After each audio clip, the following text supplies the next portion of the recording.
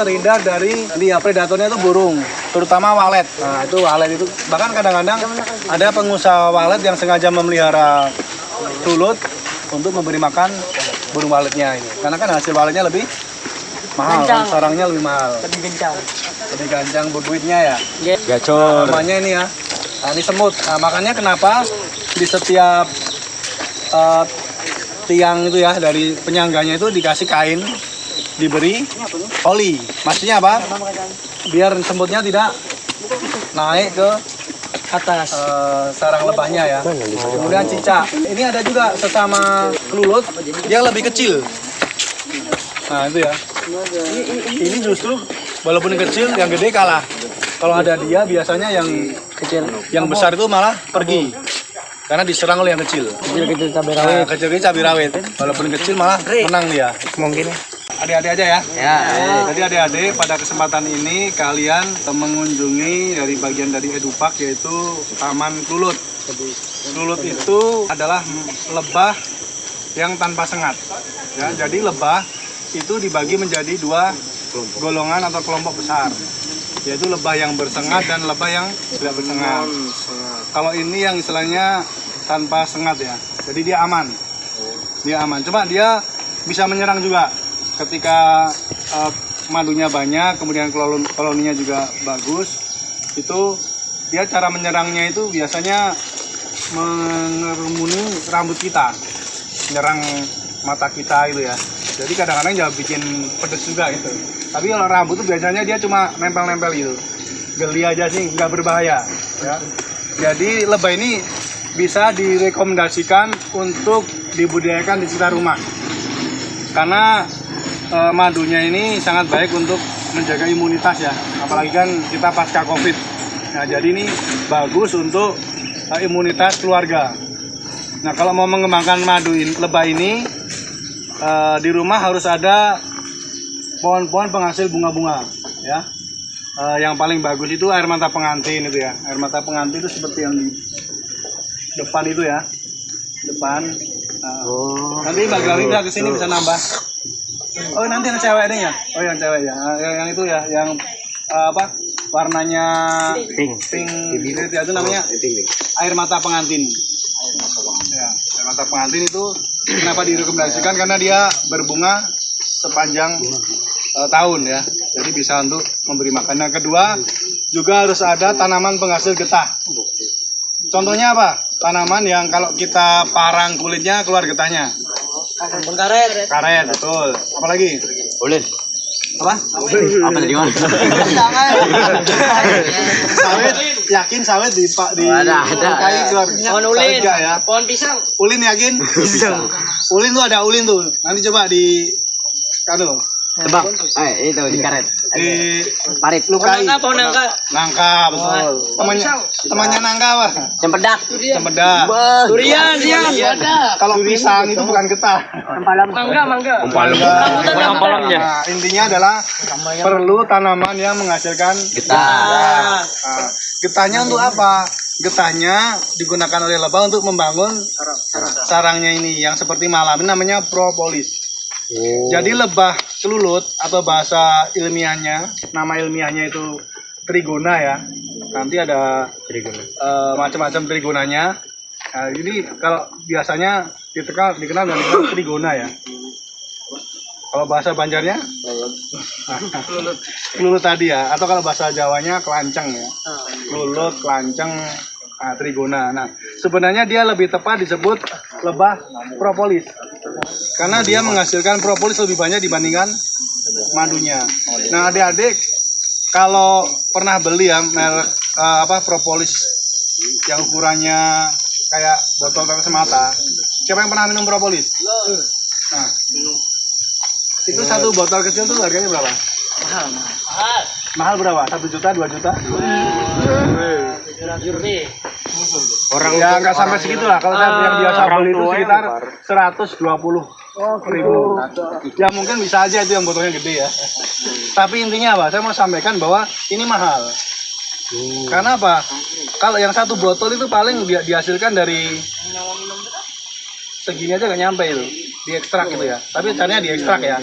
Ada alat khusus yang untuk mengekstrak ini. Kalau saya misalnya ke lapangan sering aja ngambil ini, saya bikin bulut-bulutan kecil, saya masukkan di botol, ya. Di perjalanan goncang-goncang kan. Itu juga bisa untuk sumber nutrisi kita. Di samping madunya, ya. Jadi teman-teman, adik-adik ini dilihat ya. Dalam satu kotak koloni itu terdiri dari pertama ini namanya loknya ya. Karena biasanya di awal itu kita ngambilnya dari alam. Kalau di pohon-pohon yang growong ya. Nah, di pohon-pohon yang growong yang ada ini itu kita ambil, kemudian kita pasang yang di atas ini namanya topping.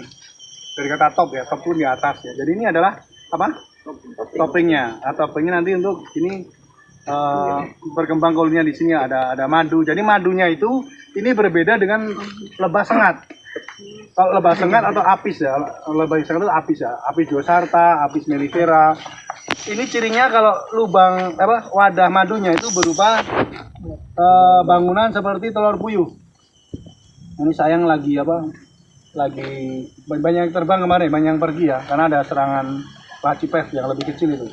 Nah ini kotak-kotak madunya ini ya, yang bentuknya kayak telur puyuh. Nah sebelahnya ini dia nanti ada tempat meletakkan. Nah ini ya yang ini namanya bee pollen. Dia pollennya ya. Jadi selain madu dia itu perlu dari bunga itu ya. Selain madu dia perlu nektar ya. Perlu nektar, kemudian ini bee pollennya. Rasanya dia asam-asam itu. Mau ambil silakan. Siapa yang mau ngicipi ya? Diskan. Boriska. Silakan.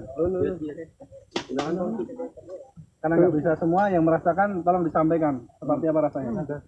Masih ketik. Nah. Malah ini banyak nih. Wih, Siapa yang mau?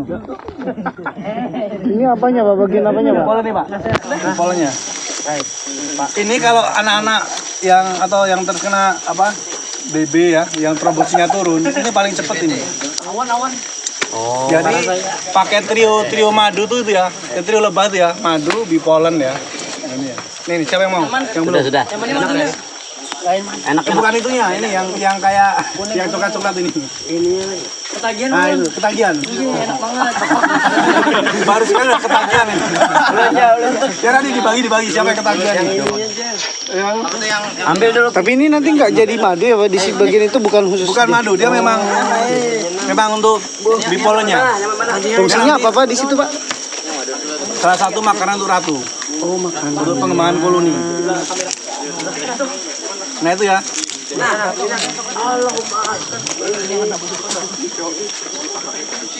Nah ini ketika budidaya ini perhatikan jangan sampai terserang semut. Nah makanya secara alami dia akan cenderung untuk menutup setiap celah lubang di sarangnya dengan propolis tadi. Ya. Kemudian di sini ya. Di sini ada yang kayak belalai. Ini namanya pintu dia untuk keluar masuk. Nah, lebah ini tuh lebah yang sangat teman-teman tahu GPS nggak? Nah, dia titiknya dia di mana dia keluar pasti akan dari situ. Jadi ketika nanti dia di balai itu bisa mengganggu koordinat dia. Jadi pastikan kalau dia posisinya ini ya di sini gitu. Kecuali nanti kita mau memecah koloninya ya, itu bisa diganti tempat lain untuk yang koloni barunya gitu. Mungkin ada yang ingin ditanyakan? Sesuai arahan di budidaya ini? pertanyaannya bisa yang dari kertas yang ada.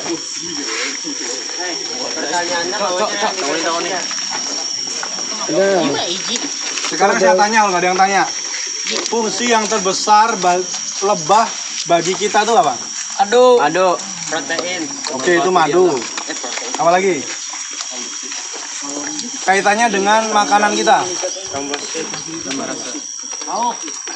Di teman-teman di biologi pernah tahu kan ya? Salah satu makanan kita apa?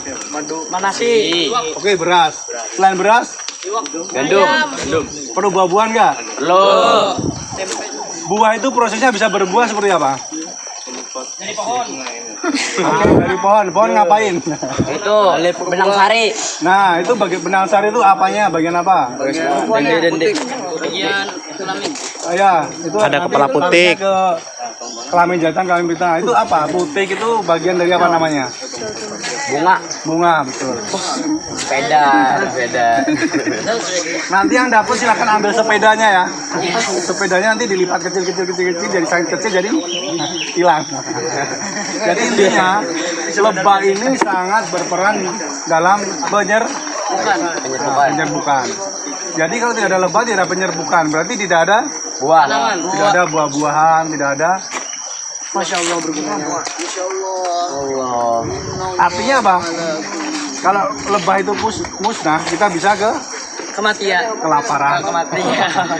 Ya nanti ujungnya kematian juga. Oh. Jadi ya pentingnya kenapa kita tetap mempertahankan Lebah. Lebah.